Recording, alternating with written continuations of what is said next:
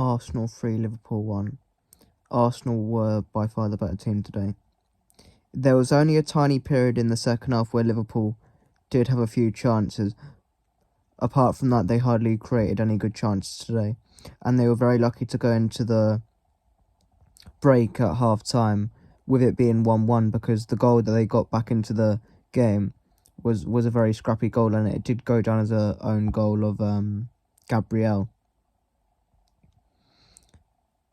And you won't hear anyone criticising Van Dijk or Alisson for the mistake that they made for the second goal.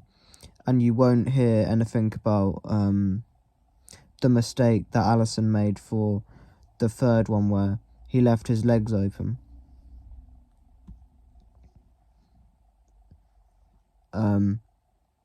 I think this will give Arsenal massive confidence for the rest of the season. And it will be interesting to see how Liverpool react to this result in their upcoming games. I think, other than like Burnley, I think the fixtures that they've got coming up are quite difficult. But they could win those games still. But we just have to wait and see. Konate was very bad today. He's the reason why they lost, I think. Because even though they made a mistake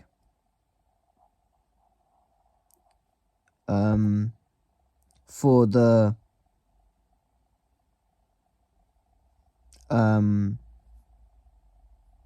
because even though Van Dijk and Alisson made a mistake for the second goal, if Konate never got sent off, then Liverpool still could have got back into the game.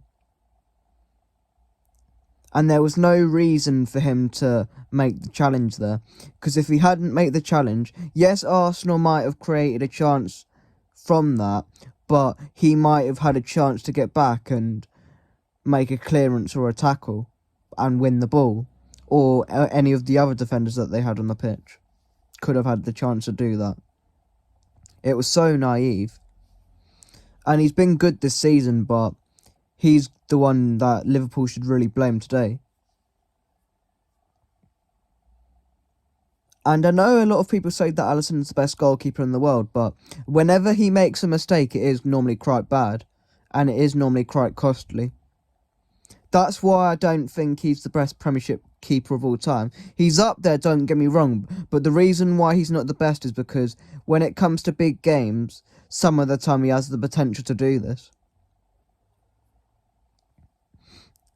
The man of the match today, the Sky gave it to Jorginho. I thought he was very good today, don't get me wrong, but I think if it was down to me personally, I would have given it to Declan Rice, because I think without him today, Arsenal might have struggled, and they wouldn't have had as much control of the game. So I think he's the man of the match today, from my personal opinion. But Jorginho should get loads of credit as well, but I don't think he will, to be honest.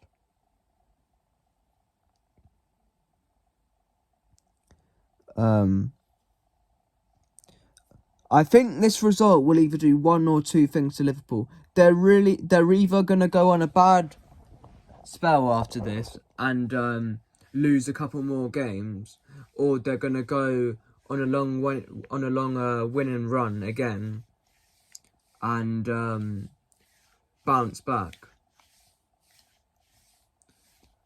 I think the bounce back is more likely, but the way that they lost the game could make them go on a bad spell for the rest of the season.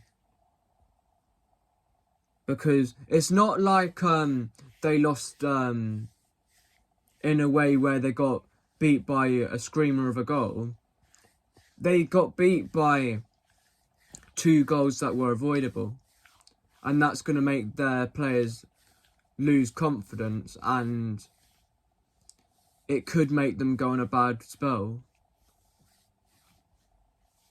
I'm not saying that they're going to go on a very bad spell and they won't make top 4. They're still very much going to get top 4 and they're still very much in the title race, but it could make them come like 3rd, because I think it's going to be a result that could potentially knock their conference because of the way that they lost the game. And I think, other than Burnley coming up at home, I think their fixture list is pretty difficult.